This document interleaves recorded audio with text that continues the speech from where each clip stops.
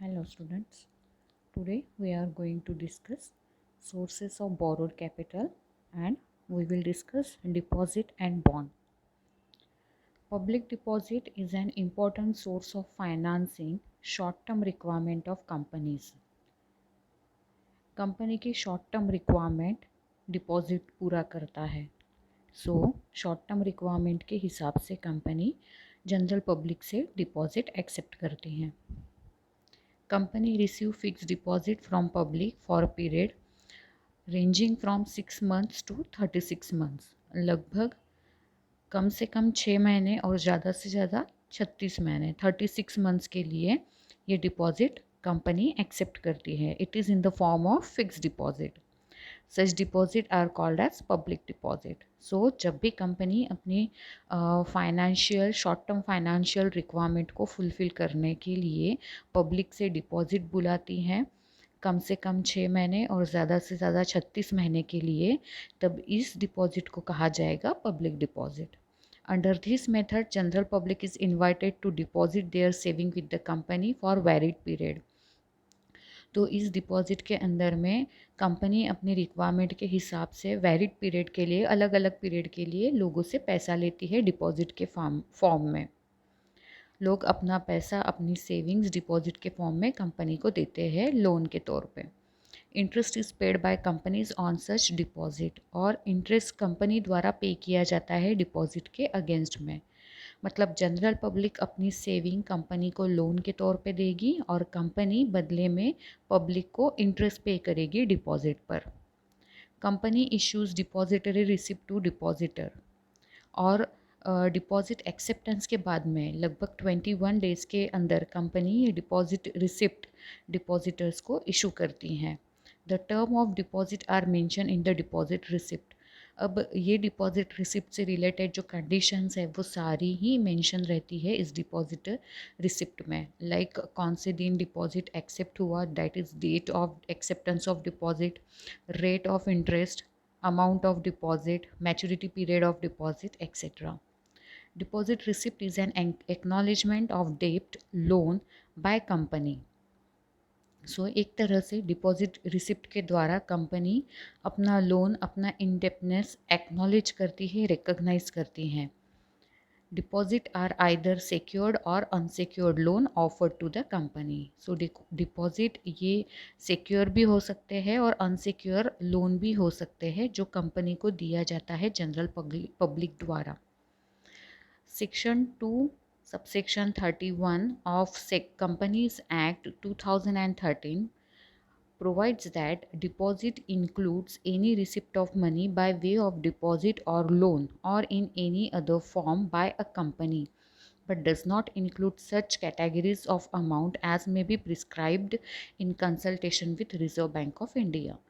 तो section 2 sub clause 31 of companies act में deposit के बारे में बताया है कि डिपॉजिट में हर वो मनी अमाउंट आती हैं जो डिपॉजिट बोल के एक्सेप्ट करती है कंपनी या लोन बोल के एक्सेप्ट करती है कंपनी. पर इसमें वो कैटेगरी नहीं इंक्लूड होती है जो आरबीआई ने बताया है. वो कैटेगरीज कौन सी हैं हम नीचे देखेंगे. Any amount received from central government or state government is not a deposit. Central government और स्टेट गवर्नमेंट द्वारा कंपनी को जो भी पैसा मिलेगा वो डिपॉजिट नहीं कहलाएगा. Second one is any amount received as loan from any banking company. तो बैंकिंग कंपनी द्वारा किसी भी कंपनी को जब पैसा मिलेगा तो वो भी डिपॉजिट नहीं कहलाएगा. Next one is any amount received from foreign government और international bank.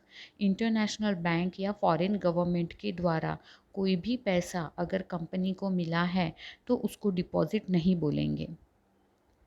Any amount received by company from other company. ये इंटर कॉर्पोरेट लोन कहलाता है. इसलिए एक कंपनी द्वारा दिया हुआ पैसा दूसरे कंपनी को डिपॉजिट नहीं कहलाता है, ये इंटर कॉर्पोरेट लोन कहलाता है.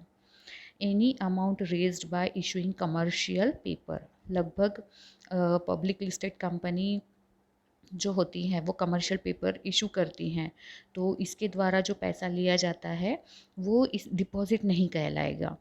Then any amount raised by issue of bonds, bonds के द्वारा जब कंपनी पैसा रेज करती है और कंपनी को पैसा मिलता है तो वो भी डिपॉजिट के हेड के अंदर नहीं आता, बॉन्ड का अलग सेपरेट हेड है, वहाँ पर उसकी एंट्री होगी।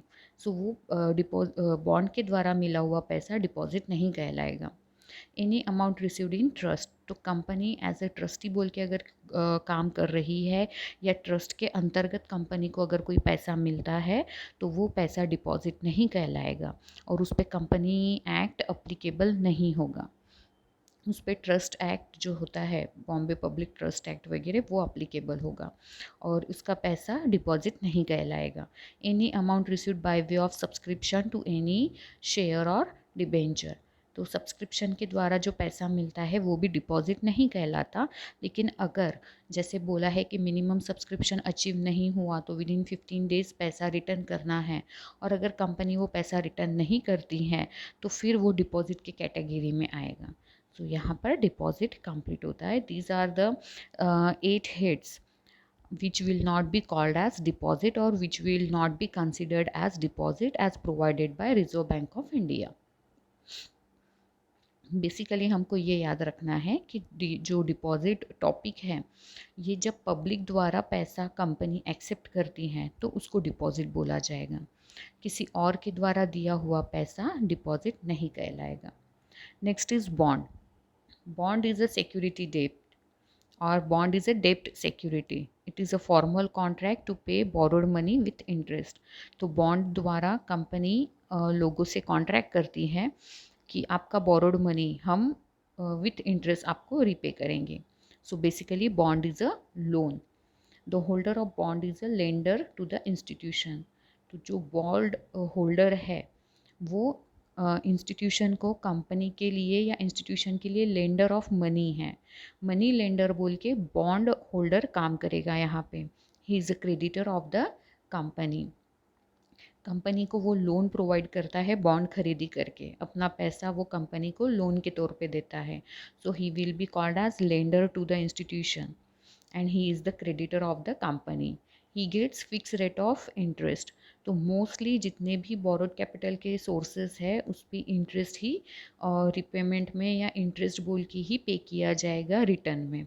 लाइक डिबेंचर हो गया, डिपॉजिट हो गया, है ना, तो इन सब पे ही इंटरेस्ट पे किया जाता है। All bonds have maturity date and is paid in cash at a certain date in future. तो वो लगभग सभी जो बॉन्ड होते हैं उनकी एक फ़िक्स मैच्योरिटी डेट होती है और वो सारा की सारा बॉन्ड का पैसा लगभग कैश में पे किया जाता है फ्यूचर डेट में।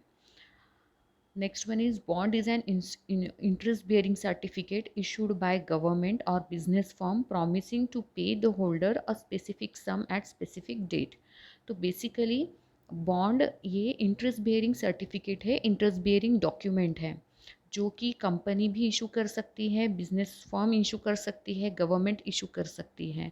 और इस सर्टिफिकेट के द्वारा जो इशूअर है वो प्रॉमिस करता है कि पर्टिकुलर डेट पे पर्टिकुलर अमाउंट आपको रीपे की जाएगी। सो under bond there is a promise made by a company to bondholder that company will return or repay his sum of money at a specific date and that date will be a future date. Thus a company borrows money and issues bond as an evidence of debt. तो ये जो bond है, जो interest bearing certificate है, ये डेप्ट का evidence है, proof है। Interest is payable on bond eight fix interval और ऑन मैच्योरिटी ऑफ बॉन्ड। सो दो चीज़ें हैं कि इंटरेस्ट या तो फिक्स इंटरवल में मतलब एनुअल पे भी किया जा सकता है, 6 मंथली भी पे किया जा सकता है, या कभी कभी मैच्योरिटी जो डेट आती है तब प्रिंसिपल अमाउंट के साथ में इंटरेस्ट की अमाउंट बॉन्ड पे की जाती हैं। तो दोनों क्लॉजेस है। कंपनी का डिस्क्रिशनरी पावर है, वो किस तरह से टर्म्स और कंडीशंस इम्पोज करके बॉन्ड इशू करती हैं, उस पर डिपेंडेंट रहेगा कि इंटरेस्ट इंटरवल में पे किया जाएगा या मैच्योरिटी डेट पे किया जाएगा। Next one is now moving forwards towards the features of the bond. So nature of finance, so it is a debt finance and it provides long term finance.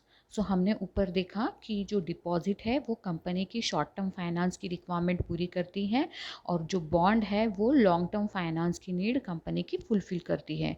Bonds can be issued for longer period, that is 5 years, 10 years, 25 years और 50 years. तो इस तरह की long term financial जो needs होती है company की वो बॉन्ड के द्वारा फुलफिल होती हैं. Status of bondholder. So bondholder are the lenders of money to the company, they are the creditors of the company, and so they are not owners and they are not entitled to participate in the general meeting and to vote in the meeting or participate in the management. So they don't have any voting right and they cannot participate in the management of the company because they are not the owner of the company but they are the creditor of the company. Return on bonds. The bondholder get a fixed rate of interest. It is payable at a regular interval or on the maturity of bond. So जो return bond पे दिया जाएगा that will be known as interest और ये regular interval में भी दिया जा सकता है या फिर मैच्योरिटी डेट पे भी पे किया जा सकता है. सो यहाँ पर हमारे फीचर्स ऑफ बॉन्ड कंप्लीट होते हैं. नेक्स्ट सेशन में हम ADR एंड GDR स्टडी करेंगे. Thank you.